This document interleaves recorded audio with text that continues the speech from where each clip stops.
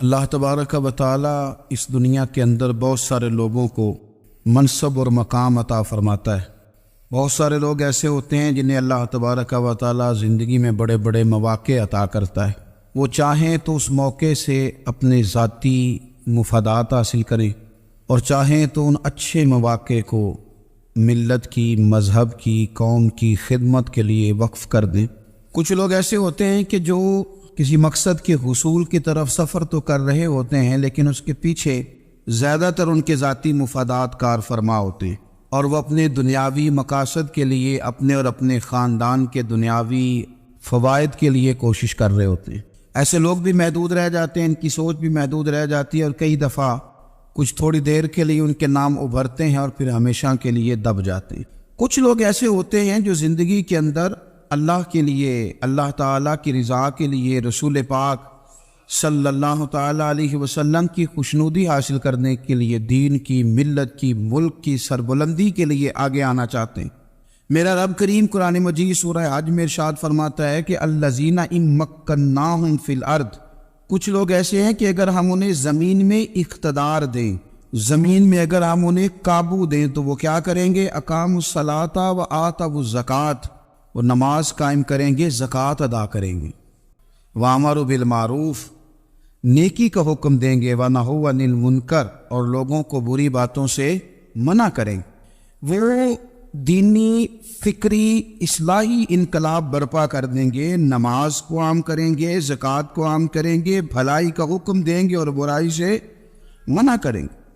اللہ تبارک و تعالیٰ نے ان لوگوں کو جب اقتدار دیا، وہ کون لوگ تھے؟ سیدنا صدیق اکبر، حضرت فاروق اعظم، سیدنا عثمان غنی، حضرت مولا علی رضوان اللہ تعالی علیہم اجمعین۔ اللہ نے جب ان لوگوں کو اقتدار دیا زمین کے اندر، اللہ تبارک و تعالی نے انہیں نبی پاک علیہ الصلاۃ والسلام کی نیابت کے لیے چنا، تو ان لوگوں نے یہ انقلاب برپا کیا، نمازیں عام ہو گئیں، شوق سے لوگ صدقات و خیرات دینے لگے، بھلائی عام ہوئی، برائی کا کلا کما کیا گیا۔ ہمارے ہاں بھی لوگ احتساب کی باتیں کرتے ہیں، ہمارے ہاں بھی لوگ کہتے ہیں کہ میں رشوت خوری کو، کرپشن کو، ناجائز چیزوں کو ہمیشہ کے لیے جڑ سے اکھیڑ پھینکوں گا۔ لوگ دوسروں سے مطالبہ کرتے ہیں کہ یہ سارے کام جائز کریں، لیکن خود اس پر عمل کرنے کو تیار نہیں ہوتے۔ یاد رکھ لیں کہ یہ جو احتساب ہے، یہ انسان کی اپنی ذات سے شروع ہوتا ہے۔ آپ جب نظام احتساب دنیا کے اندر مستحکم کرنا چاہتے ہیں تو اس میں پھر آپ کو اپنی ذات کو سامنے پیش کرنا پڑے گا۔ آج ہم بات کرنے جا رہے ہیں سیدنا فاروق اعظم رضی اللہ تعالیٰ عنہ۔ تو جناب عمر فاروق رضی اللہ تعالیٰ عنہ کا جو نظام احتساب ہے، انہوں نے اس کو گھر سے شروع کیا تھا، اپنے آپ سے اس کا آغاز فرمایا تھا۔ ہمارے ہاں یہ ہوتا ہے کہ جس بندے کے اکاؤنٹ میں اچھے خاصے پیسے ہیں، وہ بل جمع کرانے جائے تو اسے لائن میں نہیں لگنا پڑتا، مینیجر صاحب اسے آگے بلا لیتے، تو وہ بعد میں کیا کہہ رہا ہوتا ہے؟ کہتا ہے دیکھو اللہ نے کتنی عزت دی ہے، مجھے لائن میں نہیں لگنا پڑا۔ بھائی لائن میں لگنا تو آپ کا یہ تھا کہ آپ سمجھتے ہیں کہ سارے مسلمان ہیں، مومنین ہیں، برابر ہیں، تو میں کسی کو تکلیف میں مبتلا نہ کروں۔ جب آپ آگے چلے گئے تھے تو آپ نے بہت سارے لوگوں کا حق مارا تھا، وہ لائن میں جو لگے ہوئے تھے ان کا وقت لمبا ہو گیا تھا۔ آپ نے تو اپنے آپ کو احتساب کے لیے پیش ہی نہیں کیا، بلکہ آپ نے کہہ دیا کہ جناب میرا تو رتبہ اعلیٰ ہے، لہذا یہ میرا حق بنتا تھا، مجھے تو استحکام ملنا چاہیے تھا۔ یہاں بہت سارے لوگوں نے اپنے حق میں چیزوں کو اور رنگ میں پیش کیا۔ سیدنا فاروق اعظم رضی اللہ تعالیٰ عنہ نے اس نظام احتساب کو اپنے گھر سے شروع فرمایا۔ حضرت عمر فاروق رضی اللہ تعالیٰ عنہ اپنے بچوں سے فرمایا کرتے تھے کہ جب میں حکم لوگوں کو کروں گا نا، اپنی رعایا کو، مسلمانوں کو میں کوئی حکم دوں گا تو تمہیں پہلے اس پر عمل کرنا پڑے گا۔ آپ فرمایا کرتے تھے یاد رکھنا لوگ تمہیں اس طرح دیکھیں گے، لوگ اس طرح تمہیں دیکھیں گے جس طرح گوشت کھانے والا پرندہ گوشت کو دیکھا کرتا ہے۔ چیل گوشت کھاتی ہے تو کیا کبھی اس کو پیغام بھیجنا پڑا ہے کہ تو آجا یہاں گائے مر گئی ہے، بھینس مر گئی ہے؟ خود بخود اس کی نظر ہوتی ہے، وہ پہنچ جاتی۔ جناب عمر فرمانے لگے میرے گھر والوں، میرے بیٹوں، میری بیٹیوں، میری اہلیہ، لوگ تمہیں اس طرح دیکھیں گے جس طرح گوشت کھانے والے پرندے دیکھتے ہیں، لہذا میں جب کسی کو عمل کروں تو پہلے تمہیں اس پر عمل کرنا پڑے گا جب میں کسی کو حکم دوں۔ آپ فرمانے لگے یاد رکھنا اگر تم نے میرا حکم نہ مانا تو غیروں نے حکم نہ مانا تو انہیں ایک سزا ملے گی، اور اگر میرے گھر والوں نے نہ مانا تو ڈبل سزا ملے گی، تم پر ڈبل سختی کی جائے گی کہ تم نے میری بات کیوں نہیں مانی۔ یہ نظام احتساب ہے۔ ہم نہ دوسروں کے بچوں کا گلا کاٹ کے اپنے بچوں کی خوشیاں لینا چاہتے ہیں، ہم چاہتے ہیں کہ دوسروں کے بچوں کے حصوں کا مال میرے گھر میں آ جاتا ہے۔ کچھ لوگوں کی سیاست چل جاتی ہے، کچھ لوگوں کا فریب اور فراڈ کام کر جاتا ہے، لیکن وہ گھر روشن نہیں ہوتے۔ ان گھروں میں پیسہ ہوتا ہے پر قرار رخصت ہو جاتا ہے، ان گھروں میں آسانیاں اور وسعتیں تو آ جاتی ہیں لیکن ایک دوسرے کا احترام ختم ہو جاتا ہے۔ سیدنا فاروق اعظم رضی اللہ تعالیٰ عنہ کا یہ طریقہ تھا کہ وہ اپنے بچوں پر سختی کرتے۔ آپ ہمارے ملک میں یہ نظام ہے، موجودہ حکمران ہو یا ان سے پچھلے، بچے سب کے ملک سے باہر رہتے ہیں، یہاں رہتے ہیں تو محلات میں، باہر جاتے ہیں تو بڑی بڑی آسائشوں میں۔ ان کے بچوں کے لیے قانون بھی الگ سے ہیں، قاعدے بھی الگ سے ہیں، اور ہمارے ملک کے اندر تو ایک باقاعدہ پروٹوکول کا سسٹم ہے، اس سسٹم سے گزر کر بڑے بڑے لوگ چلنا پسند کرتے ہیں۔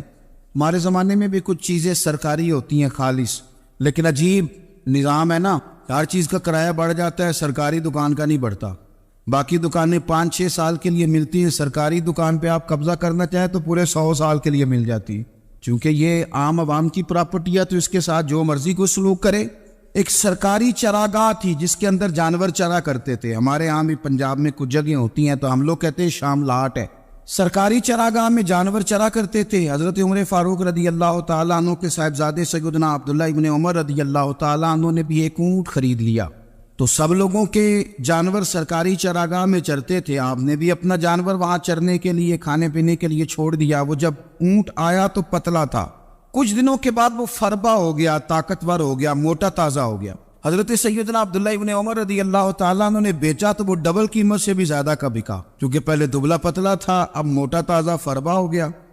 حضرت سیدنا فاروق اعظم رضی اللہ تعالیٰ عنہ کو پتا چلا تو بلایا، فرمایا پتر اونٹ بیچ دیا ہے؟ ابا جی بیچ دیا ہے۔ فرمایا کتنے کا خریدا تھا؟ اتنے کا۔ بیچا کتنے کا؟ ڈبل قیمت بتائی۔ فرمایا اس طرح کر کے اصل رکھ لے اور جو اوپر ملی ہے مجھے دے دے۔ حضور آپ نے کیا کرنی ہے؟ فرمایا میں سرکاری خزانے میں جمع کروں گا۔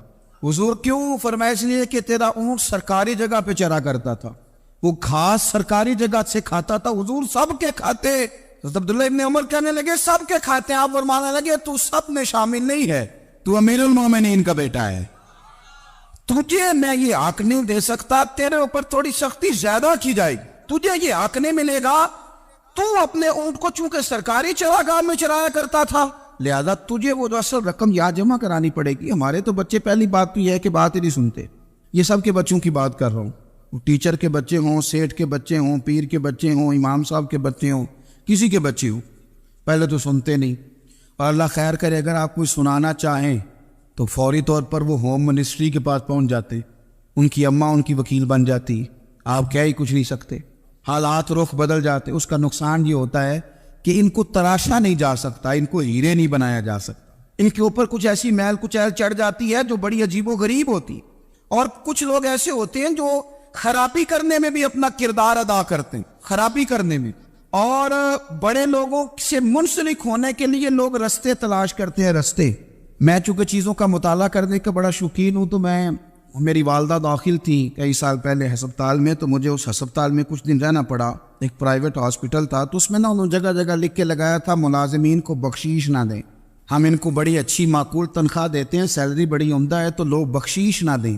میں نے جو مینجمنٹ کے لوگ تھے ہاسپٹل کی، ان میں سے ایک سے میں نے کہا کہ اگر کوئی بندہ اپنی خوشی سے دینا چاہے تو آپ نے بڑا موٹا لکھ کے لگایا برائے مہربانی ان کو بخشیش نہ دیں۔ اس نے بڑی قیمت، سادہ آدمی تھا پر میری بڑی اس نے مجھے بات بتائی، مجھے نفع ہوا۔ کہنے لگے مولوی صاحب جب کچھ امیر لوگ ہسپتال میں مریض لے کے آتے ہیں تو وہ صفائی والے کو پہلے ہی 500 روپیہ دکھا لیتے ہیں آتے ہی، پھر وہ جیسی آواز دیتے ہیں صفائی والے فٹافٹ اندر آتے ہیں، ان کا کمرہ صاف کرتے ہیں۔ تو سارے تو بیچارے اتنے مالدار نہیں ہوتے کہ آتے ہی پہلے کام والے کو 500 دیں۔ پھر نقصان کیا ہوتا ہے کہ یہ جن کی ذمہ داری ہے بہت ساری ڈیوٹیاں کرنے کی، یہ ڈیوٹی نہیں کرتے، یہ پلٹ کے ان کے طرف دیکھتے ہیں جن کے گھر سے سالن صحیح آتا ہے، ادھر ان کی توجہ زیادہ ہو جاتی ہے، جو نوٹ ان کو زیادہ دکھاتے ہیں، جو پھل لے کے آتے ہیں تو آدھا ان کو دیتے ہیں۔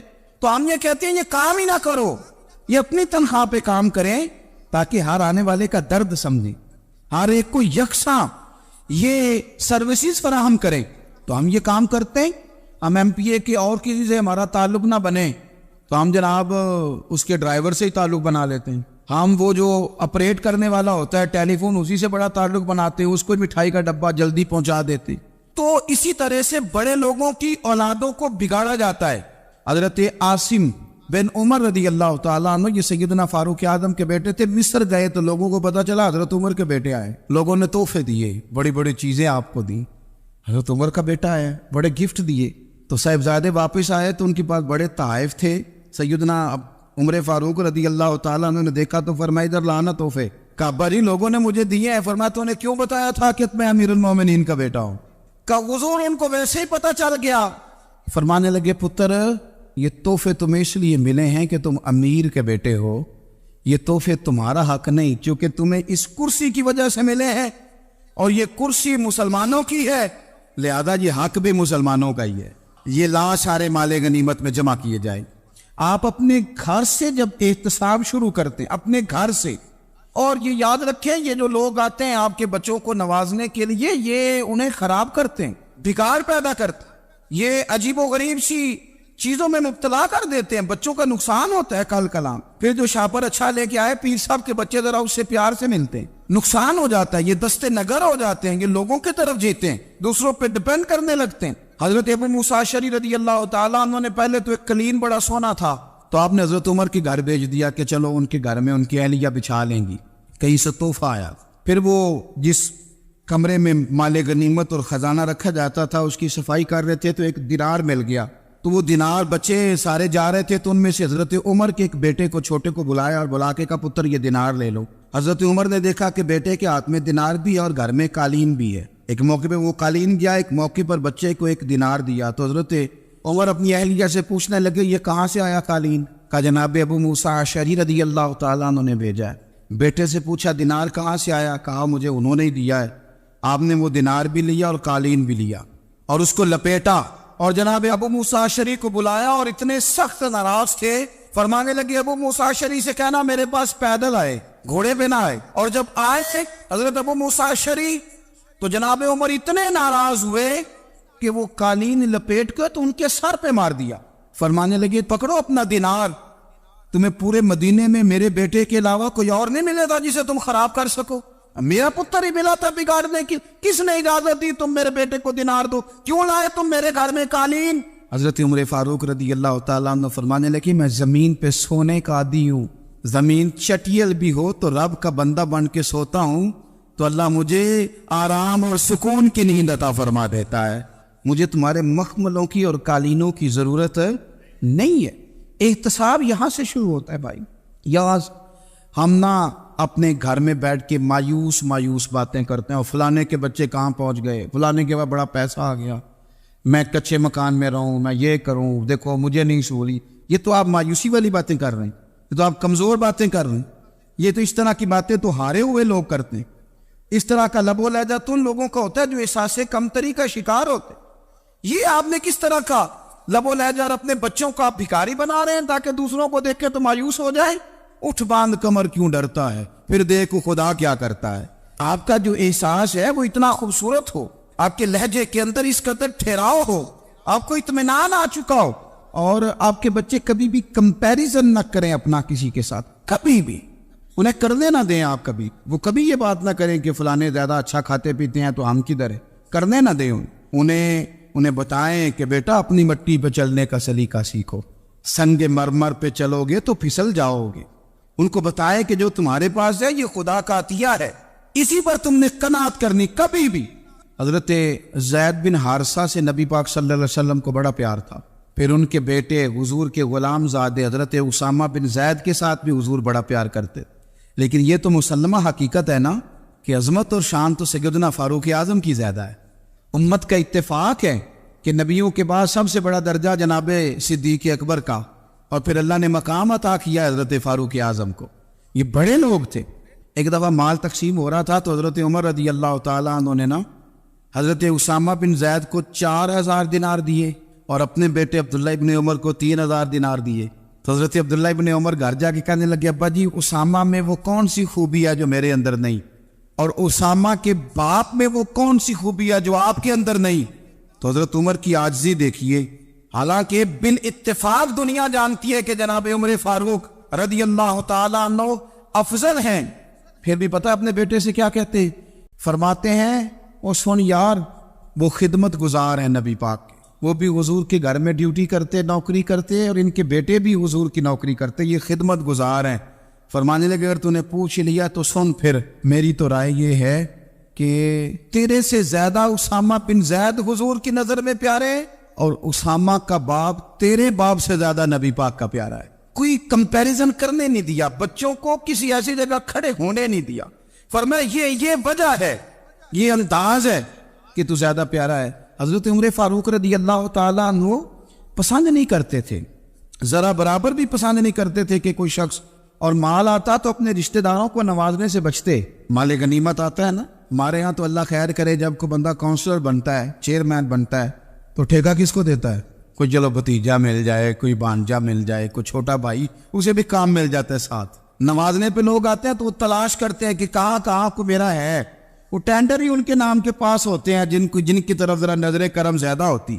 حضرت عمر فاروق مال تقسیم کر رہے تھے تو بیٹی آگے کہنے لگی ابا جی رشتہ داروں کا بھی حق ہوتا ہے، آپ سب کو دیتے ہیں، آپ کے قریب ہی نہیں آتے۔ تو حضرت عمر فاروق نے کیا لفظ کہے، کیا حقیقت ہے، کیا حسن ہے۔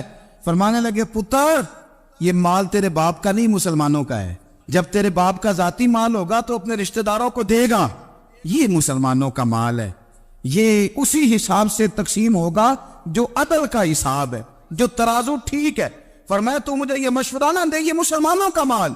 یہاں سے نظام میں احتساب شروع ہوتا ہے، یہاں سے انسان آگے بڑھتا ہے، اور پھر کوئی تکلف نہیں کسی پر حضرت عمر کا، کوئی چھوٹا ہے یا بڑا ہے۔ حضرت ابو سفیان رضی اللہ تعالیٰ عنہ سردار رہ چکے ہیں مکے کے، بڑے آدمی، لیکن نظام احتساب میں کوئی چھوٹا بڑا نہیں ہوتا۔ حضرت عمر فاروق مکہ مکرمہ گئے تو لوگوں نے کہا حضور جناب ابو سفیان نے نا گلی میں پتھر رکھے اور بہت سارے لوگوں کو رستوں میں تکلیف ہو رہی ہے، تو حضرت ابو سفیان رضی اللہ تعالیٰ عنہ سے بھی لوگ کہہ دیتے تو وہ بھی اٹھا دیتے، لیکن لوگوں نے چونکہ وہ سردار تھے، بڑے تھے، تو لوگوں نے ان سے کہا نہیں۔ حضرت عمر جب آئے تو کہا تو جناب عمر نے پرواہ نہیں کی، خود آئے جناب ابو سفیان سے کہا یہ پتھر آپ نے رکھے؟ کہا حضور ہاں۔ فرمایا یہ بھی اٹھائیے، یہ بھی اٹھائیے، یہ بھی اٹھائیے۔ جب وہ اٹھا رہے تھے تو حضرت عمر کہہ رہے تھے شکر نہیں اللہ کا کہ عمر کہہ رہے ہیں اور ابو سفیان مانتے جا رہے ہیں، شکر نہیں۔ یہ نظام احتساب ہے کہ بڑا ہو یا چھوٹا ہو، اس کو یہ حق حاصل نہیں ہے کہ مسلمانوں کو وہ کسی تکلیف میں کسی بھی صورت میں مبتلا کرے، کہیں بھی کسی جگہ بھی، اس کو یہ والی اجازت نہیں۔ حضرت سیدنا عمر فاروق رضی اللہ تعالیٰ عنہ۔ پھر ایک اور بات تھی، میں کئی دفعہ یہ بات کہتا ہوں اور مجھے ذاتی طور پر اس کا بڑا تجربہ ہے، کچھ لوگ نا خوشامد پسند ہو جاتے ہیں، بڑی عمدہ تعریف کرتے ہیں، اوئے ہوئے ہو پول باندھتے ہیں پورے، آپ کے پاس آئیں گے تو کہیں گے جناب آپ سے زیادہ اچھا بندہ ہی کوئی نہیں، تو وہ نا آپ سے کام نکلواتے ہیں، پھر وہ کسی دوسرے کے پاس جاتے ہیں تو اسی طرح کا رویہ وہ دوسروں کے ساتھ کرتے۔ یہ عام لوگوں میں بھی مرض ہوتا ہے، عام لوگوں میں۔ اور بادشاہ وہ بندہ اگر، پھر تو اس کا دل کرتا ہے میں اگر بادشاہ سلامت ہوں تو دو چار بندے دیہڑی پہ رکھ لوں پر میری تعریف ضرور کریں۔ پابندی ہوتی ہے، لوگ یہ کام بڑے شوق سے کرتے ہیں۔ اور شیخ سعدی فرمایا کرتے تھے لکڑی کو گھن کھا جاتی ہے اور بڑے لوگوں کو خوشامد کھا جاتی ہے خوشامد۔ حضرت عمر فاروق رضی اللہ تعالیٰ عنہ اس معاملے میں بھی بڑے مضبوط تھے۔ ویسے مجھے اور آپ کو اچھا کون لگتا ہے؟ ہماری غلطیاں بتانے والا؟ ہمارے ایسا فرمایا کرتے تھے اپنے دشمنوں کی باتوں پر بھی غور رکھو، تمہارے دشمن تمہیں نکھار دیتے ہیں، تمہارے اندر جو کوتاہیاں ہوتی ہیں وہ تمہیں پتہ چل جاتی ہیں کہ یہاں میری اصلاح ہو رہی، ان پر غور کرو وہ کیا کہتے ہیں۔ حضرت عمر فاروق کی تعریف کی ایک بندے نے، کمال تعریف کی، وہ اس کا خیال تھا کہ رزلٹ بڑا شاندار آئے گا، بادشاہ کی تعریف ہوتی تھی تو پھر تھیلی جاتی تھی اشرفیوں کی، کمال رزلٹ آئے گا۔ تو حضرت عمر جب وہ پوری کر چکا نا بات تو فرمانے لگے تو خود بھی ہلاک ہوا اور مجھے بھی ہلاک ہی کر دیا ہے، خود بھی تباہ ہوا ہے مجھے بھی تباہ کر دیا، کس طرح کی باتیں کر رہے۔ ایک بندہ اور آیا اور اس نے آ کے کہا کہ پوری امت میں سب سے افضل ہے فاروق اعظم آپ ہی ہیں۔ حضرت عمر فاروق فرمانے لگے تجھے تیری ماں روئے، ابو بکر تجھ سے بھی افضل تھے، تیرے باپ سے بھی افضل تھے، اور صدیق اکبر مجھ سے بھی افضل ہے اور میرے باپ سے بھی افضل ہے۔ یہ تو کس طرح کی بات کر رہا ہے؟ یہاں ہر شے ہضم نہیں ہو جاتی، فوری طور پہ لوگ ڈکار بھی پورا نہیں لیتے۔ قرآن مجید نے کہا فَلَا تُزَكُّوا أَنفُسَكُمْ هُوَ أَعْلَمُ بِمَنِ اتَّقَىٰ، اپنے منہ سے نہ کہو میں پاک صاف ہوں، اللہ زیادہ بہتر جانتا ہے کہ تم میں سے پرہیزگار کون ہے۔ اپنے منہ سے تعریفیں کرتے کراتے ہو، یہ مزاج چھوڑ دے۔ حضرت عمر رضی اللہ تعالیٰ عنہ پسند نہیں کرتے۔ ایک آدمی نہ چلتا تھا وہاں تو بڑا متکبرانہ چال کے ساتھ چلتا، حضرت عمر نے دیکھا، یہاں تک احتساب فرماتے، زمین پہ زور زور سے پیر پٹکتا، چال بڑی اس کی متکبرانہ، لوگ بڑے پریشان ہوتے۔ حضرت عمر نے ایک دن سمجھایا، باز نہیں آیا، اگلے دن پہ درہ نکال لیا، لگائے 4 درے، فرمایا آج کے بعد نہ چلنا اس طرح مدینے میں پیر پٹک پٹک کے۔ اس وقت تو اسے غصہ لگا، لیکن کچھ دیر کے بعد نا جب غصہ اترا تو حضرت عمر کے پاس آیا، کہنے لگا حضور اللہ آپ کا بھلا کرے، آپ نے درے نہیں مارے، آپ نے تو شیطان بھگا دیا جو میرے ساتھ چمٹا ہوا تھا، چمٹا ہوا شیطان آپ نے مجھ سے بھگا دیا ہے۔ یاد رکھیں مسند امام احمد بن حنبل میں حدیث ہے، اللہ کے پیارے رسول صلی اللہ علیہ وسلم فرماتے ہیں جو دنیا میں متکبرانہ چال کے ساتھ چلتا ہے نا، قیامت کے دن وہ اللہ سے اس حال میں ملے گا کہ رب اس سے ناراض ہوگا۔ متکبرانہ چال سے نہیں چلیں گے۔ تو حضرت فاروق اعظم رضی اللہ تعالیٰ عنہ کا یہ طریقہ تھا کہ آپ خیال کرتے، اور پتہ کس طرح کا آپ کا مزاج تھا، فرماتے تھے تقسیم کرو، دوسروں کا بھی خیال رکھو۔ جس طرح بندہ دیوانہ وار نہیں لوگوں کا خیال رکھتا کہ بندہ بگڑے کوئی نہ، دیوانہ وار۔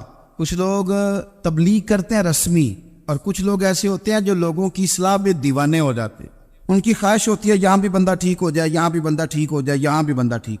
کچھ لوگ کڑی نگرانی کرتے ہیں کہ انسان بگڑنے نہ پائے۔ حضرت عمر فاروق رضی اللہ تعالیٰ عنہ نا گوشت والی دکان کے پیچھے جا کے بیٹھ گئے کئی دنوں تک۔ وہ کہنے لگا حضور یہاں کیا ہے؟ فرمایا تو اپنا کام کرنا۔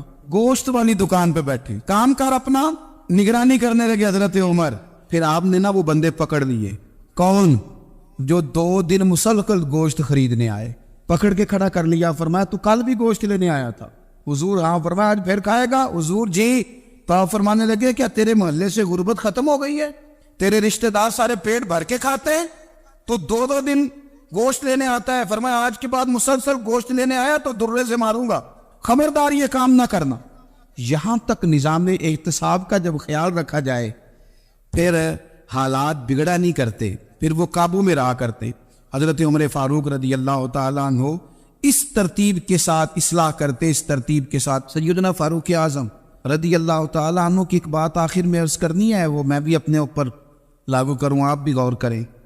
حضرت عمر فاروق رضی اللہ تعالیٰ عنہ نے نا خط لکھا حضرت ابو موسیٰ اشعری کو۔ آپ فرمانے لگے یاد رکھنا جو گورنر، جو امیر اپنے رب کریم کی فرما برداری کرتا رہتا ہے نا، اس کی رعایا بھی اس کی فرما برداری کرتی، اور جو لوگ اپنے رب کریم کی فرما برداری چھوڑ دیتے ہیں پھر جنہوں نے ان کی فرما برداری کرنی ہوتی ہے وہ ان کی فرما برداری چھوڑ دیتے۔ آپ نے سپہ سالاروں کو خط لکھے تھے، فوج کے جو جرنیل تھے، کمانڈو تھے، ان کو خط لکھے تھے، فرمایا جو سپاہی نماز نہیں پڑھتا اسے فوج سے نکال دو، اور ساتھ لکھا تھا یاد رکھو جو رب کا وفادار نہیں وہ ہمارا کیسے ہو سکتا ہے، نکال دو ان لوگوں کو، فوج سے الگ کر دو۔ ہم آج جو بے پناہ پریشان ہیں، ہمارے بچے بات نہیں مانتے، شاگرد بات نہیں مانتے، ہم شکوے کرتے ہیں، بے ادبی بڑھ گئی۔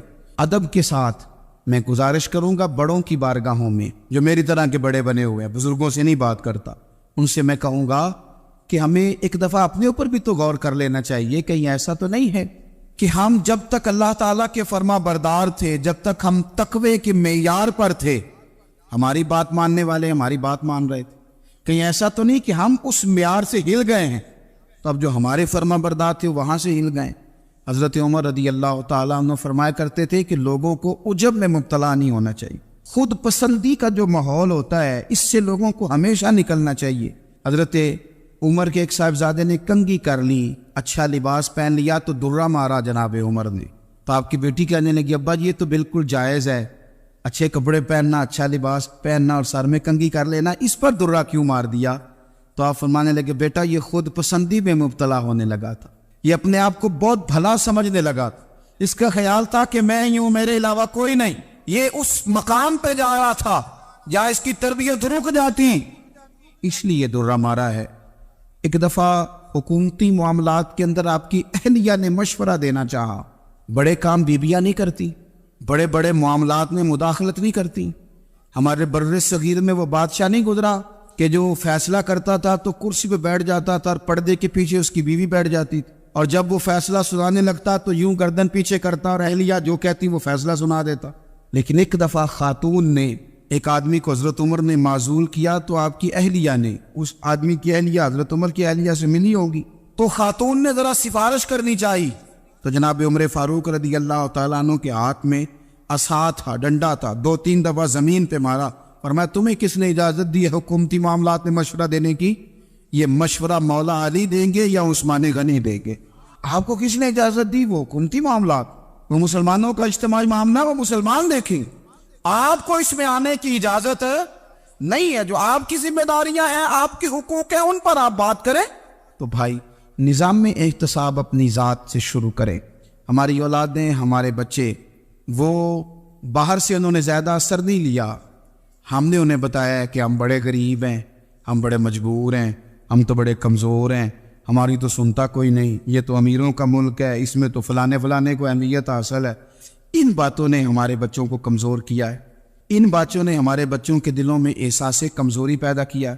آپ ان کو جینا سکھائیں، آپ ان لوگوں کو بتلائیں کہ رب کریم نے جو تمہارے لیے بہتر سمجھا وہ تمہیں اپنے فضل سے بڑا عطا فرمایا ہے۔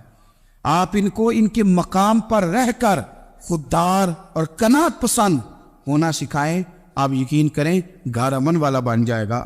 بچے اگر بھنا ہوا گوشت کھا رہے ہوں اور پھر بھی لاڑی رہے ہوں کہ مسالہ میری مرضی کا نہیں، سٹائل میری مرضی کا نہیں، ٹیسٹ میری مرضی کا نہیں، یہ والا گوشت میں نے نہیں کھانا، یہ اس طرح کر کے بھنا ہوتا تو پھر میں نے کھانا تھا، وہ زیادہ خوفناک صورتحال ہو جاتی ہے۔ لیکن اگر ابا جی، اماں جی، گھر والے کھیتوں میں کام کر رہے ہوں اور بچے اچار کے ساتھ روٹی لے کے جائے اور بننے میں بیٹھ کے، پھٹے پہ بیٹھ کے وہ پھر کھانا شروع کریں، اور جب وہ اچار آئے اور وہ ایک دوسرے کو کہیں کہ آج تو 2 کلے ہو گئے میرے کام کے، اس دفعہ تو دیکھنا ہماری فصل کتنی شاندار ہوگی، ایک دوسرے کو دیکھ دیکھ کے وہ ہنسی اور مسکرائے اور ان کی باتوں میں لذت ہو، اور پھر وہ کہیں کہ آم بڑے اچھے مل گئے تھے، دیکھو اچار کتنا سونا آ گیا ہے، دیکھو یہ کس قدر زیادہ اچھا ٹیسٹ ہے، تیل بھی بڑا اچھا ہے، گل بھی بڑے وقت پہ گیا ہے۔ آپ یقین کریں یوں لگتا ہے کہ کائنات کی سب سے بہترین روٹی یہ لوگ کھا رہے ہیں۔ یہ سوچ حضرت عمر نے ہمیں دی ہے۔ حضرت عمر کا بیٹا مصر گیا، وہاں سے کمائی کر کے لایا، تجارت کرنے گیا، لاکھوں کا مال۔ کون سا باپ ہے دنیا میں جس کا بیٹا باہر سے پیسے لے کے آئے تو ابا تفصیل پوچھے کہ بیٹا کہاں سے کمائے، کہاں سے لایا، کتنے ملے، کیوں آئے؟ کون سا باپ تفصیل پوچھتا ہے؟ ابا تو کہتا ہے لا صحیح، اور تعریفیں کرتا ہے میرا بیٹا بڑی کمائی کرتا ہے۔ کبھی پوچھا ہے اس سے کہ ڈیوٹی صحیح دیتا ہے کہ نہیں؟ کبھی پوچھا ہے کہ تو ایمانداری کی روزی لاتا ہے کہ حرام کی کماتا ہے؟ یہ باپ کی ذمہ داری ہے، یہ اماں کی ذمہ داری ہے۔ پھر کہتا ہے بیماری کیسے آ گئی، پریشانی کیسے آ گئی؟ تو نے کبھی سوال کیا اپنی اولاد سے؟ حضرت عمر فاروق رضی اللہ تعالیٰ عنہ کا بیٹا مصر سے پیسے کما کے لایا تو جناب عمر نے بلایا، فرمایا بیٹے اتنی تو تیرے پاس راس ہی نہیں تھی، تھوڑے سے تو پیسے لے کے گیا تھا، اتنی کمائی کیسی ہو گئی؟ اتنے تو پیسے نہیں تھے صاحب، کہاں سے کمائی لائے؟ اس نے کہا ابا جی وہ جو میرے چچا ہے نا مصر کے گورنر، آپ کے دوست، انہوں نے میری مدد کی ہے۔ فرمایا جتنے لوگ گئے تھے سب کی ہے مدد اس نے؟ کہا نہیں صرف میرے کی۔ فرمایا تیرے کیوں کی؟ کہا حضور آپ کے دوست ہے۔ فرمایا چپ کر، حضور انہوں نے مجھے اتنے پیسے دیے، میں نے کاروبار میں ڈالے تو نفع آیا تو میں ان کی رقم دے کے۔ فرمایا خاموش ہو جا، باقی جتنے لوگ گئے تھے سب کی مدد کی اس نے؟ کہا نہیں حضور صرف میری کی۔ فرمایا اس نے تیری مدد نہیں کی، اس نے خلیفہ کے بیٹے کی مدد کی، اس لیے کہ وہ خلیفہ کو اپنے حق میں نرم کر سکے۔ فرمایا آدھا مال تیرا ہے، آدھا مال غنیمت کا ہے، مال خزانہ کا ہے، مسلمانوں کا ہے، اس لیے کہ تو جو وہاں سے مال کما کے لایا ہے وہ اپنے باپ کے خلیفہ ہونے کی وجہ سے کما کے لایا ہے، لہذا رکھ ادھر۔ یا کہتے ہیں کدھر سے آیا، کیسے آیا، کون سا حساب دے، کیا کرے؟ او بھائی حضرت عمر رضی اللہ تعالیٰ عنہ کا اپنی اولاد کے بارے میں یہ رنگ ہے۔ ایک جنگ سے نا خوشبو آئی، خوشبو بڑی مہنگی ہوتی تھی، عرب میں خوشبو آج بھی بڑی مہنگی ہے، وہ زیادہ استعمال کرتے۔ میری باتوں کی سمجھ آ رہی ہے میرے بھائی؟ بڑی مہنگی خوشبو تھی۔ جب وہ خوشبو آئی تو حضرت عمر نے کہا، گھر میں پہلے پہنچی حضرت عمر کے، چونکہ زیادہ عورتیں استعمال کرتی تھی گھر کے اندر خوشبو، مرد بھی لگاتے تھے۔ حضرت عمر نے اپنی بیوی سے کہا، آپ کی زوجہ تو تھی وہ بڑی خوشبو کو پسند کرتی۔ حضرت عمر نے اپنی زوجہ سے کہا کہ خوشبو لاؤ، میں نے ایک عورت کی ڈیوٹی لگائی ہے، وہ خوشبو تول کے نا تو بھائیسا برابر صحابہ میں بانٹ دے گی۔ تو آپ کی زوجہ کہنے لگی کسی بی بی کی ڈیوٹی لگانے کی کیا ضرورت تھی، میں جو موجود تھی میں بانٹ دیتی ہوں تول کے بھائیسا برابر۔ آپ نے فرمایا نہیں تو رہنے دے، فلانے بی بی بانٹے گی۔ حضور میں نے بھی بانٹنی ہے، میرے پہ کچھ حق ہے؟ آپ نے فرمایا نہیں تو تفصیل نہ پوچھ، تو خوشبو دے دے، کوئی اور بانٹے گی۔ خاتون خانہ تھی نا، کہنے لگی نہیں مجھے بھی آج آپ کو بتانا ہی پڑے گا کہ کوئی جو بانٹ سکتی ہے تو میں کیوں نہیں بانٹ سکتی؟ زوجہ کہتی عمر نے بات کی تو میری چیخیں نکل گئیں. حضرت عمر فرمانے لگے جب تو خوشبو بانٹے گی نا تیرے ہاتھوں کو بھی لگے گی, تیرے دوپٹوں کو بھی لگ جائے گی. اگر رب کریم نے مجھ سے سوال پوچھا کہ عمر خوشبو تو مسلمانوں کی تھی, تیری بیوی کے دوپٹے کو کیوں لگ گئی, تو میں اللہ کے حضور کیا جواب دوں گا؟ اگر اللہ نے یہ سوال کیا کہ تیری بیوی نے کیوں لگائی, وہ تو حصہ تھا مسلمانوں کا, تو تو نے تیری بیوی نے کیوں لگائی؟ تو فرمایا میں نہیں چاہتا کہ اللہ کے حضور مجھے اور تجھے باز پرس ہو, لہذا کسی اور کو بانٹنے دے. زوجہ روئی اور تڑپ کے کہنے لگی عمر مجھے لگتا ہے صبح قیامت بھی تیری بیوی ہونے کی وجہ سے اللہ مجھے جنت عطا فرما دے گا, تیری زوجہ ہونے کی برکت سے. بھائی یہ معیار رکھا, خدا کی قسم ایسا شخص تاریخ میں دوبارہ نہیں آیا. اتنا بڑا آدمی, اتنا بڑا شخص, اتنا بڑا آدمی, اور پھر رنگ یہ ہے کہ عمر 22 لاکھ مربع میل کا حکمران, اور کھجور کے درخت کے نیچے مٹی کا ڈیلا لے کے سو گئے ہیں, پرواہ کوئی نہیں, کوئی مسئلہ ہی نہیں. 2 غلام ساتھ بیٹھے, ایک روٹی حضرت عمر نے گھر سے منگوائی, تھوڑا سا سرکہ, تو غلام کہنے لگے ہم نے بھی کھانی ہے. فرمایا کوئی حرج نہیں, روٹی کو پیٹ بھر کے کھانا ضروری تو نہیں, 3 حصوں میں بانٹ لیتے. ایک آدمی آیا ہوا تھا مصر کا رہنے والا ملنے کے لیے, اس نے پوچھا عمر کدھر ہے, تو کہا وہ ادھر جاؤ مسجد میں بیٹھے ہوں گے, اور واپس آیا تو کہنے لگا وہاں تو 3 غلام بیٹھے, ایک روٹی بانٹ بانٹ کے کھا رہے ہیں, لگتا ہے کئی دنوں سے روٹی نہیں ملی. کہا 3 غلام تو کوئی نہیں, وہاں 2 ہی تھے, تیسرے تو امیر المومنین تھے. اس نے کہا نہیں 3 غلام ہیں, کپڑے بھی ایک طرح کے پہنے ہوئے, بلکہ 2 کے تو پھر صحیح ہے, تیسرے کے تو زیادہ مارے ہیں. کپڑے بھی ایک طرح کے, کھانا پینا بھی ایک طرح کا, اور ان کا نشست برخاست بھی ایک طرح کی ہے, لہذا کوئی فرق نہیں. حضرت ابو ہریرہ کہتے ہیں میں لے کے آیا, اور جناب عمر کو جب میں نے کچی زمین میں تامت سمیٹ بیٹھے دیکھا تو میں رو پڑا. میں نے اس مصر سے آنے والے کو کہا تو اس کے جلوے دیکھ, اگر اس کی ذات میں اتنا حسن ہے تو محمد عربی کا مقام کیا ہوگا, مقام غور. 10 محرم کو لوگ دیگے پکائیں گے نا, ہم بھی پکائیں گے انشاءاللہ, یہاں بھی پروگرام ہوگا. تو 10 محرم کو جو دیگ پکنی ہے تو ایسا نہیں ہو سکتا کہ 1 محرم کو حضرت عمر کے نام کی بھی کوئی پک جائے. اگر امام حسن حسین کے نام کی دیگیں پکے تو جو امام حسن حسین کے سے پیار کرنے والے ہیں, جو امام حسن حسین سے ہم لوگوں نے بھی عجیب رٹا اپنایا ہے نا, ہم لوگ بات کا ایک پہلو دیکھتے ہیں دوسرا نہیں دیکھتے. حضرت امام حسن اور حسین کو بھی نبی پاک نے شہید کہا, اور جناب عمر کو بھی رسول اللہ نے خود شہید فرمایا. فرمایا شہید ہے, خود فرمایا اپنی زبان سے کہ یہ شہید ہے, خود میرا عمر شہید ہے. تو ان کے نام کی دیگ نہیں پکنی چاہیے, اس طرف نہیں ہماری توجہ ہونی چاہیے. اور اہل بیت نبوی, یہ بات میں پہلے بھی کرتا ہوں, آج پھر کرنا ضروری سمجھتا ہوں. اہل بیت کا پیار سن لو کان کھول کے, اہل بیت کا پیار اگر ہمیں کسی نے سکھایا ہے تو سیدنا عمر فاروق نے سکھایا ہے. اہل بیت نبوت کی محبت اگر کسی نے سکھائی ہے تو کس نے سکھائی ہے؟ بول کے بتائیے. حضرت عمر نے. اہل بیت کا پیار ہمیں حضرت عمر نے بول کر کے سکھایا ہے. بھائی یاد رکھے, کسی کی طاقت نہیں تھی دم مارنے کی حضرت عمر کے سامنے, طاقت ہی نہیں تھی. کیسر و کسرا کانپ جاتے تھے, جرأت ہی نہیں کرتے تھے حضرت. اور ہمارے تو تعلقات بڑے ہیں نا غیروں سے. حضرت ابو موسیٰ اشعری رضی اللہ تعالیٰ عنہ فرماتے ہیں میرا منشی عیسائی تھا, وہ کاتب کہتے تھے وہ لوگ, میرا حساب کتاب عیسائی تھا. تو فرماتے ایک دن میں نے وہ سارا حساب کتاب لین دین کے حضرت عمر کو دکھائے تو فرمانے لگے جس میں لکھے ہیں اس کو بلاؤ. کہنے لگے وہ ضرور مسجد نہیں آ سکتا. کیوں نہیں آ سکتا؟ کہنے لگے وہ عیسائی ہے. کہتے حضرت عمر جلال میں آ گئے. آپ فرمانے لگے جنہیں رب دور کرتا ہے تم کیوں قریب کرتے ہو, جنہیں اللہ دور کرتا ہے. فرمایا تم غیروں کو اگر عہدے دو گے تو اپنوں کا کیا بنے گا؟ اگر تم غیروں کو عہدے دو گے تو اپنوں کا. ہم نے غیروں کو عہدے دیے تو دیکھا نا اپنے کس طرح کاٹے جا رہے ہیں. غیروں کو جو عہدے دے دیے, جرانے سارے غیروں سے روز دعویٰ ہوتا ہے چین ہمارا سجن ہے, چین ہمارا دوست ہے. او بھائی دوست ہے تو اس سے کہو نا کہ برما تو تمہاری ایک چھوٹی سی ریاست ہے, چین کے بغیر تو وہ سانس بھی نہیں لے سکتا. اس کو کہو نا اس حکومت پہ دباؤ ڈالے. لیکن ہم لوگوں نے غیروں کو ہوتے دیے تو اپنے پس گئے. حضرت عمر کہتے تھے ذمی کا ہم ادب کریں گے, ذمی کافر کا ہم, ایسا کافر جو مسلمان ریاست کو قبول کرے, بدامنی نہ پھیلائے. ایک آدمی کو آپ نے دیکھا آنکھوں سے نابینا ہے اور بھیک مانگ رہا ہے, تو حضرت عمر کو نظر آ گیا. فرمایا کون ہو؟ اس نے کہا میں یہودی ہوں. فرمایا بھیک کیوں مانگتی ہو؟ کہا جب تک تندرست تھا مسلمانوں کو جزیہ دیتا تھا, بوڑھا ہو گیا ہوں کیا کروں. حضرت عمر نے گھوڑے کی پشت پہ بٹھایا, کافر کو گھوڑے کی پشت پہ بٹھایا, اور بٹھا کے مدینے لائے. حضرت علی شیر خدا وزیر خزانہ تھے. فرمایا علی اس کا وظیفہ جاری کرو. کہا یہ کون ہے؟ فرمایا یہ یہودی ہے لیکن یہ ہمیں جزیہ دیتا رہا, بوڑھا ہو گیا بیچارہ, بھیک مانگنے پہ مجبور ہے, ہماری حکومت کے اندر رہتا ہے, اس کا پورا وظیفہ جتنا خرچہ اتنا وظیفہ لگاؤ. حضرت علی کہتے میں وظیفہ لگا رہا تھا اور وہ میرے نبی کا کلمہ پڑھ رہا تھا, وہ رسول اللہ کا کلمہ پڑھ رہا تھا. یہ مزاج, یہ نہیں کہ کافر. حضرت عمر نے گورنروں کو خط لکھے تھے کہ زبردستی کسی کو مسلمان نہیں کرنا, جہاں ان کی عبادت گاہیں بنی ہو گرانی نہیں, کوئی مندر کوئی گرجا ضائع نہیں کرنا. اسلام سب کو جینے کا موقع دیتا ہے, پر بے ایمانو ظالمو بدذاتو تمہیں یہ کہتا ہے کہ ہم تمہیں جینے کا موقع دیتے, تم بھی مسلمانوں کو جینے کا موقع دو. امام حسن ملنے, آپ یقین کریں میں جب اس واقعہ کو پڑھتا ہوں تو میرا دل جھوم جاتا ہے. میں کہتا ہوں یار ڈاٹا ہونا اپنی جگہ پہ, عشق ہونا اپنی جگہ پہ, انسان کا باوقار ہونا اپنی جگہ. جہاں کھڑے ہونا تھا وہاں یہ کھڑے ہوتے تھے, اور جہاں جھکنا تھا وہاں یہ.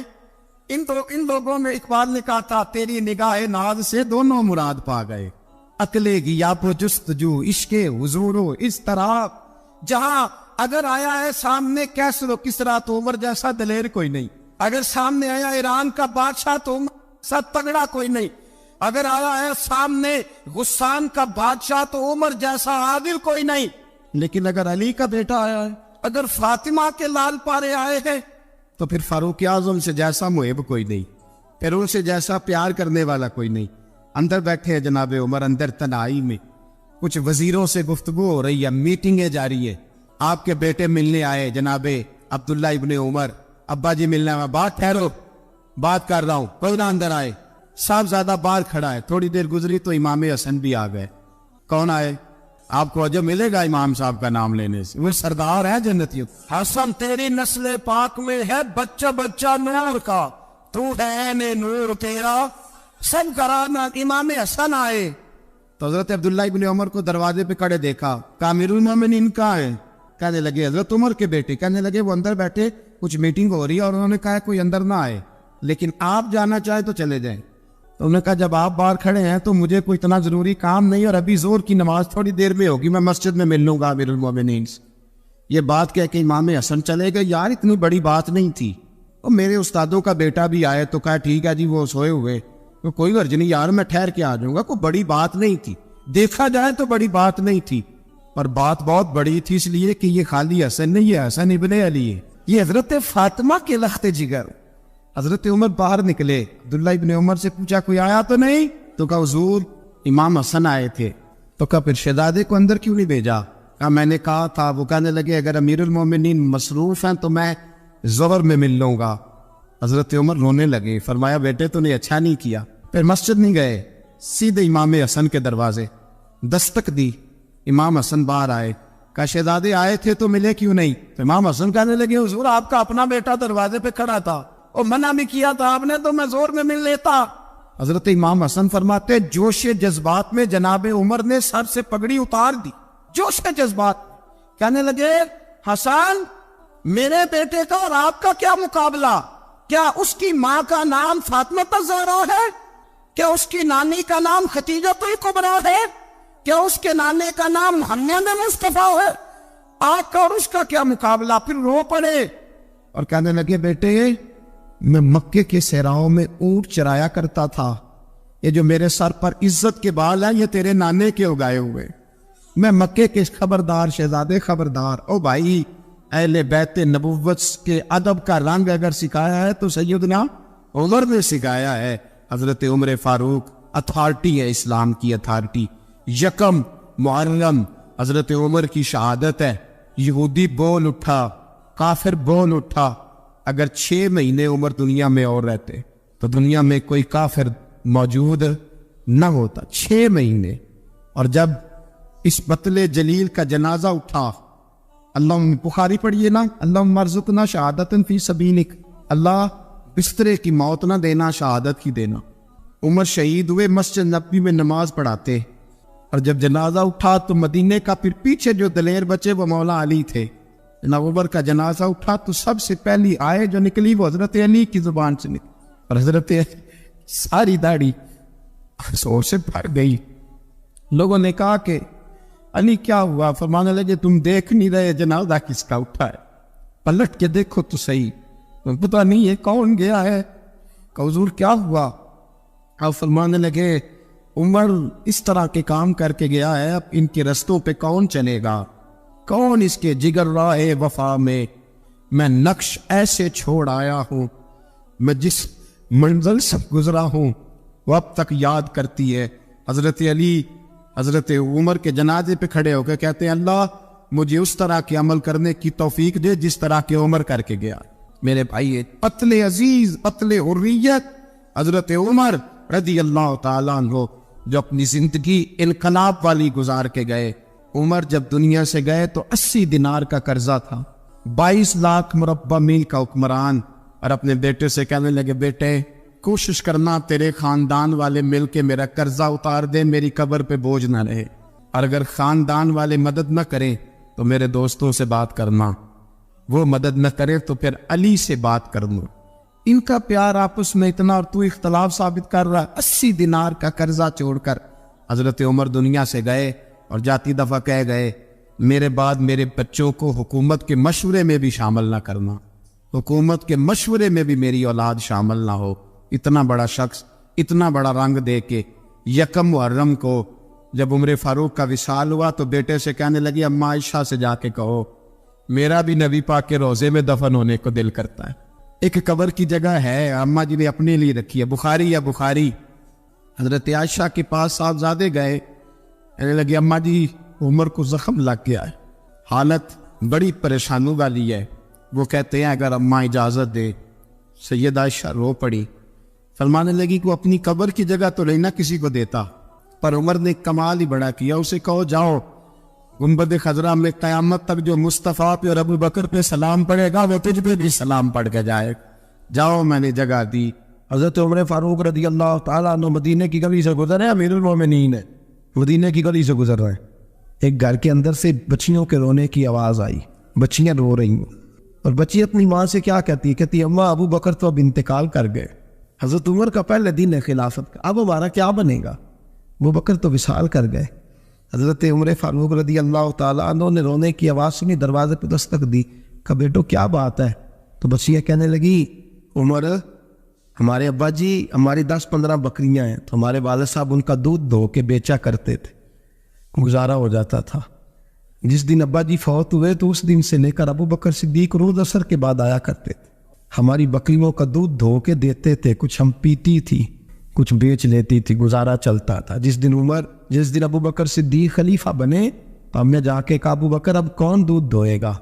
تو سیدنا صدیق اکبر رضی اللہ تعالیٰ عنہ نے فرمایا بیٹے پہلے تو میں مرضی سے خدمت کرتا تھا، اب تو مصطفیٰ کی امت کی نوکری میری ڈیوٹی بن گئی ہے، تو میں آؤں گا۔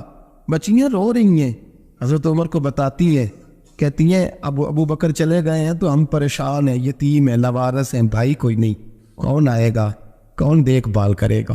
حضرت عمر فاروق گھٹنوں کے مل زمین پہ بیٹھ گئے، ان چھوٹی چھوٹی بچیوں کو سینے سے لگایا، فرمانے لگے میں ابو بکر کا کیا کروں، میرے لیے رستے بڑے مشکل کر گیا ہے، میں اس کے کس بادشاہ وقت ہو کے وہ غریبوں کے گھروں میں آ کے ان کی بکریوں کا دودھ بھی دھوتا تھا، امیر المومنین ہو کے یہ رنگ بھی تھا، اور میں بیٹیوں فکر نہ کرنا، جب تک عمر زندہ رہے گا عمر آتا رہے گا، یہ نوکری کرتا رہے گا۔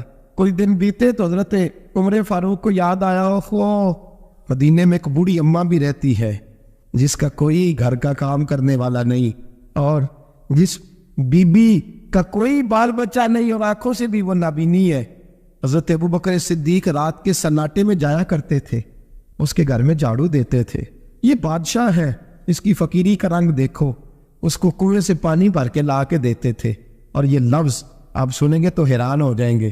اس بوڑھی اماں کے لیے نا ایک کونے میں گھر میں دور بار سینے میں ایک جگہ کھود دی تھی جہاں وہ بی بی پخانہ اور پیشاب کرتی تھی۔ امیر المومنین حضرت ابو بکر صدیق رات کو جاتے تھے اور اس کا وہ پخانہ وہاں سے اٹھا کے باہر پھینک کے آیا کرتے تھے۔ اس عورت نے پیغام بھیجا کہ عمر سے کہو میری بھی ڈیوٹیاں تو نہیں سر انجام دینی ہے۔ عمر فاروق ساری رات کام کرتے، سناٹا گہرا ہوتا، جھاڑو دبایا ہے بغل میں، اور عمر فاروق نکلے ہوئے اس بی بی کے گھر میں جھاڑو دیا جا رہا ہے۔ حضرت انس بن مالک فرماتے ہیں میں نے آخری عمر میں بھی اس بوڑھے عمر کو دیکھا ہے، اس بڑھاپے میں بھی میں نے اس شخص کو دیکھا ہے کہ جب وجود کمزور ہو گیا، داڑھی سفید ہو گئی، لیکن پھر بھی اس کا انداز نہیں بدلا۔ اس نے ساری زندگی بادشاہی میں فقیری کر کے گزار دی، یہ پھر بھی کسی کے گھر میں جھاڑو دیتا ہے، کسی کی بکریوں کا دودھ دھوتا ہے، یہ کسی غریب میرے دوست یہ۔ اور جب سیدنا فاروق اعظم رضی اللہ تعالیٰ عنہ خطبہ دینے بیٹھتے تو کپڑے پھٹے ہیں، پیبند لگے ہیں، مزاج سادہ ہے، بڑا مال آیا ہے، بڑا مال، لیکن تقسیم کر دیا۔ اور یہی انداز آگے اپنے گورنروں کو دیا۔ حضرت سعید بن عامر رضی اللہ تعالیٰ عنہ آپ کے گورنر ہیں، حمص کے گورنر ہیں۔ جب لسٹ آئی نا غریبوں کی، حضرت عمر نے کہا کہ حمص کے جتنے غریب لوگ ہیں ان کی لسٹ بنا کے بھیجو، ان کو چندہ لگانا ہے۔ تو 17ویں 18ویں نمبر پر حضرت سعید بن عامر کا نام بھی آ گیا، گورنر صاحب کا۔ تو حضرت عمر نے سوچا شاید کوئی اور سعید بن عامر ہے، فرمانے لگے یہ کون ہے؟ جس کی ڈیوٹی لگائی تھی اس سے کہنے لگے یہ سعید کون ہے؟ تو کہا حضرت جی ہمارے صوبے کا گورنر۔ تو فرمایا اس کی لسٹ فقیروں میں؟ فرمانے لگے پتہ نہیں آپ نے کیا رنگ بھر کے بھیجا ہے، مہینہ مہینہ یہ شخص درختوں کے پتے کھا کے گزارا کر دیتا۔ کہ یہ میں فرشتوں کی کہانیاں نہیں سنا رہا آپ کو، میں آپ کو جنات کی جہار میں بالا کی باتیں نہیں، اس دھرتی پہ بسنے والے، اس دھرتی پہ وقت گزارنے والے میرے رسول پاک کے تیار کردہ ہیروں کی باتیں عرض کر رہا ہوں۔ حضرت عمر گئے ایک دفعہ، کہا مجھے بتاؤ تمہارا گورنر کیسا ہے؟ تو حمص کے لوگ کہنے لگے ہمیں اپنے گورنر سے 4 شکایتیں۔ کون کون سی؟ کہ پہلی بات تو یہ ہے کہ گورنر صاحب کو چاہیے فجر کے وقت آئے، یہ سورج نکل آتا ہے تو باہر آتے ہیں گھر سے، آپ کہہ کے تو دیکھیں کسی معمولی سرکاری ملازم سے بھی، پھر آپ دیکھیے آپ کا کیا بنتا ہے۔ کہا یہ سورج نکلتے وقت آتے ہیں۔ دوسری شکایت یہ ہے کہ دن کو ملتے ہیں رات کو نہیں ملتے۔ تیسری شکایت یہ ہے کہ مہینے میں ایک دن ملتے ہی نہیں گورنر صاحب۔ چوتھی شکایت ہے کہ روتے ہیں، کبھی کبھی اتنا روتے ہیں کہ بے ہوش ہو جاتے ہیں۔ حضرت فاروق اعظم نے کھڑا کر لیا، فرمایا سعید تیری شکایات آئینہ کا حضور حکم۔ فرمایا سنا ہے، پہلے تو فجر کے وقت آ جاتا تھا لوگوں کے مسائل سننے، اب تو سورج نکلتے وقت آتا ہے۔ کہ حضور بیوی بیمار ہو گئی ہے اور گھر میں نوکر تو ہے کوئی نہیں، تو میں سویرے اٹھتا ہوں تو پہلے ناشتہ بناتا ہوں، بچوں کو کھلاتا ہوں۔ اس عورت نے 35 سال میرے ساتھ وفا کی ہے، اب چارپائی پہ ہے تو میں اس کے منہ میں لقمے ڈالتا ہوں۔ کہا اسے کھانا کھلا کے جب وہ دعا دیتی ہے تو پھر نکلتا ہوں۔ تو کہا سنا ہے تو ہفتے میں ایک دن ملتا ہی نہیں، مہینے میں۔ کہنے لگی حضرت جی جب مدینے سے آیا تھا تو ایک کرتا اور ایک تامد ساتھ لایا تھا، مجھے آج 2.5 سال ہو گئے ہیں، میں نیا لباس نہیں خرید پایا۔ میں نے عرض کی میں اس دھرتی میں بسنے والے لوگوں کی داستان سنا رہا ہوں۔ کہا میں اپنی تن میں دھو کر خشک ہونے کو ڈال دیتا ہوں، اسے آدھا دن لگ جاتا ہے، خشک ہوتی ہے تو تن میں پہن کے قمیض دھو لیتا ہوں اور پھر قمیض ڈال دیتا ہوں۔ حضرت جی سارا دن بیت جاتا ہے تو باہر نہیں آ پاتا۔ حضرت عمر فاروق کی گردن جھک گئی، کا سنا ہے تو رات کو ملتا ہی نہیں، یہ لفظ کہے تو حضرت سعید بن عامر کہنے لگے یہ میرا راز تھا، آپ میرے امیر نہ ہوتے تو کبھی فحش نہ کرتا، دن میں نے بندوں کے لیے رکھا ہے، رات اپنے رب کے لیے رکھی ہوئی ہے۔ میں رات کی تنہائیوں میں اپنے کریم کی بارگاہ میں جاتا ہوں اور میں سارے دن کے گناہوں کی معافی مانگتا ہوں، میں اپنی غلطیوں کی تلافی کا سوال کرتا ہوں، اس کے حضور جاتا ہوں، اسے دکھڑے سناتا ہوں، رات میری اس کے لیے بیت جاتی ہے۔ حضرت عمر کی اور گردن جھک گئی، فرمایا یہ بتا کہ تو ملتا ہی نہیں، کہ کبھی کبھی تو روتا ہے اور بے ہوش ہو جاتا ہے۔ حضرت جی 40 سال کی عمر میں کلمہ پڑھا ہے، جب 40 سال کے پچھلے گناہ یاد آتے ہیں تو کب پھر میں ضبط نہیں کر پاتا، وہ خطائیں، وہ پاپ، وہ جرم، وہ خطائیں جب سوچتا ہوں کہ رب کھڑا کر کے پوچھے گا بتا یہ جرم کیوں کیا، تو وہ احساس مجھے پریشان کر دیتا ہے۔ حضرت جی میں پھر برداشت نہیں کر پاتا، پھر میں تڑپ اٹھتا ہوں، میری یہ کوتاہیاں ہیں، بتائیے کیا کہتے ہیں۔ حضرت فاروق اعظم نے گردن اٹھائی تو آنکھوں میں آنسو تھے، کہنے لگے یا اللہ مجھے اس جیسے کچھ اور گورنر بھی عطا فرما، یا اللہ اس جیسے کچھ اور گورنر بھی۔ عزیزو اپنا حال کیا ہے؟ ملک شام جب فتح ہوا تو حضرت سعد بن ابی وقاص رضی اللہ تعالیٰ عنہ کہتے ہیں کہ کچھ لوگ مجھے کہنے لگے کہ ہم آپ سے معاملات طے نہیں کریں گے، ہم جزیہ دیں گے، ٹیکس دیں گے، اسلامی حکومت کے زیر اثر آئیں گے، لیکن آپ سے معاملات طے نہیں کریں گے، اپنے امیر کو بلائیے۔ تو حضرت سیدنا سعد بن ابی وقاص کہتے ہیں میں نے خط لکھا، فرماتے خط لکھا، حضرت عمر کو. میں نے کہا جناب آئیے. جواب میں حضرت عمر نے خط میں جواب لکھا کہ فلاں دن فلاں تاریخ فلاں وقت میں ملک کے شام پہنچ جاؤں گا. حضرت سیدنا عمر چلے گھر سے. ایک غلام، ایک گھوڑا، ایک نیزہ. حضرت فاروق اعظم نے کچھ کھجوریں، خشک کھجوریں، کچھ سرکہ باندھ کے رکھ لیا رستے میں کھانے کو. یہ بادشاہی میں فقیری ہو رہی ہے. لاکھوں مربع میل کا حکمران ہے، کروڑوں لاکھوں روپے پاس پڑے ہوئے ہو. وہ ساری چیزیں رکھ لی اور سیدنا عمر فاروق رضی اللہ تعالیٰ عنہ چلنے لگے. اب غلام سے کہنے لگے بھئی میرا گھوڑا ذرا ماڑا ہے، کمزور ہے، طے کر لیں اتنے میل تو گھوڑے پہ بیٹھے گا، میں پیدل چلوں گا. پھر اتنے میل میں گھوڑے پہ بیٹھوں گا، تو پیدل چلے گا. ملک کے شام پہنچنے کا وقت آ گیا. جب وقت آیا تو پیدل چلنے کی سواری حضرت عمر کی تھی، ان کی باری تھی پیدل چلنے کی، اور سواری پر سوار ہونے کی باری غلام کی تھی. تو یہ لوگ رشتے کرتے ہیں نا تو کرائے کی کار لے کے چلے جاتے ہیں. بعد میں وہ پوچھتے ہیں کہ تسی تے کار تے آئے سو. ہم اپنے آپ کو بنانے کے لیے جھوٹی انا بھی خریدنی پڑے تو خریدنے سے ہم پرہیز. ہم جو بتاتے ہیں وہ ہم ہوتے نہیں، اور جو ہوتے ہیں وہ ہم بتاتے ہیں. حضرت سیدنا عمر فاروق رضی اللہ تعالیٰ عنہ سواری پہ غلام ہے، خود پیدل ہے. اور حال کیا ہے؟ بارش ہوئی تھی تو کچھ پانی کھڑا تھا چھوٹے چھوٹے جوہڑوں میں، چھوٹے چھوٹے تالاب بنے ہوئے تھے، پانی کھڑا تھا.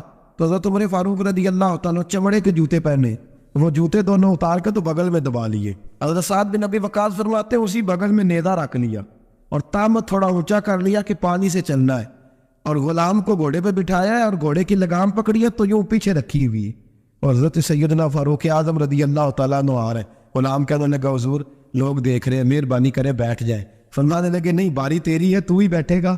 اس نے کہا حضور نہیں وہ تو ٹھیک ہے، کوئی باری فرض تو نہیں نہ ہو گئی، آپ مہربانی کریں آپ آ جائیں، ذرا لوگ آ رہے ہیں. فرمایا تمہیں کہا تھا. غلام کا تھا میں نے تیسری دفعہ کہا تو حضرت عمر نے جلال سے دیکھا، اور جناب عمر کا جلال تو زمین کانپنے لگ جاتی تھی. کہتے ہیں کہا حضور آپ آ جائیں، تو کہتے تجھے کہا ہے نا چپ کر کے بیٹھا رہے. کہتے ہیں میں گھوڑے پہ ہی کانپنے لگا. غلام اب حضرت سعد بن ابی وقاص کہتے ہیں سورج غروب ہو رہا تھا، شعائیں پانی میں پڑ رہی تھی. حضرت عمر پانی سے میں نے غور سے دیکھا تو دوڑا گیا. جا کے نا بچے نہیں مشورہ دیتے ابا جی کو، ابا جی اج نہیں کریدا، دور بدل گیا جی.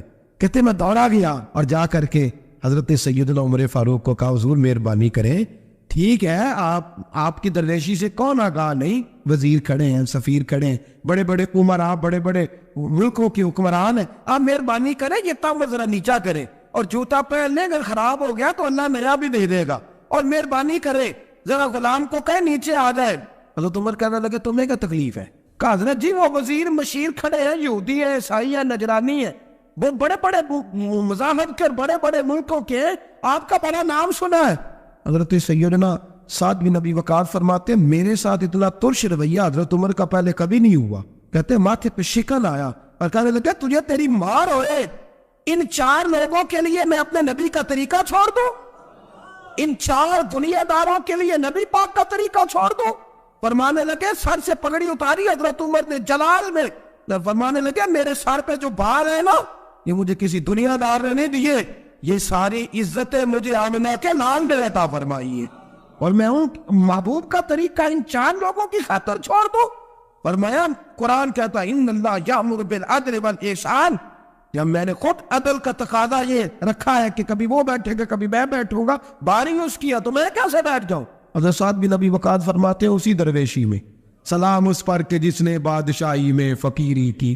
کہتے ہیں اسی درویشی میں حضرت عمر پہنچے تو جو پہلے ڈرا کرتے تھے جب حضرت عمر آئے تو انہیں کامتے بھی دیکھا اور رعب اور بڑھ گیا، ان کے دلوں کے اندر حضرت عمر کا دبدبا اور بڑھ گیا، اور میرے کانوں میں کہنے لگے سعد پہلے سنا تھا لیکن دنیا سچی کہتی ہے جو حال محمد اور محمد کے غلاموں کا ہے صلی اللہ علیہ وہ دنیا میں دوسرا کوئی حاصل کر سکتا. آج ہمارے پروٹوکول، ہمارے دبدبے، ہماری انا پرستیاں، ہمارے دعوے، ہمارے طریقے، میرے عزیزوں لوگ ہمیں آ کے مثال دیتے ہیں، کہتے ہیں یورپ کی فلاں گلی میں یہ ہوتا ہے. میں نے کہا وہ گرد راہ کو نہیں پہنچ سکتے، یہ ساری چیزوں تو میرے مصطفیٰ کے غلاموں سے حاصل کی ہیں لوگ، ہم نے چھوڑ دی، غیروں نے اپنا لی. خدا را اپنی زندگی میں تبدیلی لائیں. درویشی، سادگی، بے تکلفی، یہ زندگی حسین ہوتی ہے، یہ زندگی سکون والی ہوتی ہے، یہ زندگی اچھی ہوتی ہے، یہ فرحت اور تازگی والی ہوتی ہے. اپنے آپ کو ان تکلیفوں اور آلائشوں میں مبتلا نہ کرے. اگر اللہ مال دے، عزت دے، دولت دے، اللہ تعالیٰ نفاست عطا کرے تو پھر اپنے آپ کو سادہ کریں، آزاد کریں، کھلی ہوئی کتاب بنا کے اپنے آپ کو رکھیں۔ مجھے ایک بچہ کہنے لگا حضرت جی جب بھی آتے ہیں آپ کہیں بیٹھے مل جاتے ہیں، ہم کسی کو لا کے کہتے ہیں جناب حضرت جی بڑے مصروف ہیں اور آپ یہاں آگ تاپ رہے ہیں جلا کے، مہربانی فرمائیں۔ میں نے کہا یار 2-4 دن تو بن سور کے بیٹھنا بندے کے لیے آسان ہوتا ہے، سارا دن ملمت سازی کر کے رکھنا اتنا آسان کام ہو تو ویسے بھی بندہ جو ہو وہ نظر آئے تو اس کے لیے زیادہ بہتر ہوتا ہے، جو ہو وہ دکھائی دے، وہ زندگی آسان ہو جاتی ہے، بہتر ہو جاتی ہے۔ اور ویسے بھی جو کھلی ہوئی کتاب ہوتی ہے اس میں لوگ مشکوک نہیں ہوتے، جو بندی ہوئی ہوتی ہے نا اس میں لوگوں کو خبر نہیں ہوتی کہ نہ جانے یہ کیا معاملہ ہے۔ میرے عزیزو اپنے آپ کو بے تکلف بنائے۔ بے تکلف سے مراد یہ نہیں کہ جیسے بے تکلفی ہم نے ایک غلط چیز کا نام بے تکلفی رکھ دیا ہے کہ جو آدمی بات بات پہ ٹھٹھا کرے، بات بات میں مذاق کرے وہ بے تکلف ہوتا ہے۔ یہ تو بے تکلفی اسلام اس کو پسند ہی نہیں۔ بے تکلفی سے مراد یہ ہے کہ جھوٹی انا نہیں بنائے، جھوٹے معاملات اپنے گرد نہیں اوڑے۔ اپنی اگر اللہ آپ کو بہت زیادہ مال و دولت دیتا ہے تو جتنا وہ مولانا رومی کہتے ہیں جتنا ٹہنی پہ پھل زیادہ لگتا ہے نا اتنی وہ ٹہنی جھک جاتی ہے، جو اکڑی ہوتی ہے سمجھو وہ خالی ہوتی ہے۔ اگر آپ پھلدار ہیں تو پھر آپ کو جھکے، پھر آپ کو با اخلاق ہونا چاہیے، با محبت ہونا چاہیے، پیار والا ہونا چاہیے۔ زندگی میں اس چیز کو ضرور اپنائیے۔ بڑے لوگ وہی ہوتے ہیں جن کا کردار بڑا ہوتا ہے، بڑے وہی ہوتے ہیں جن کی بات بڑی ہوتی ہے۔ کوئی باتوں سے اور پروٹوکول سے کبھی بڑا نہیں ہوتا، ہمیشہ مدحت خیر الانام میں گزرے۔ دعا ہے یوں اور درود و سلام میں گزرے۔ آخر دعویٰ الحمدللہ۔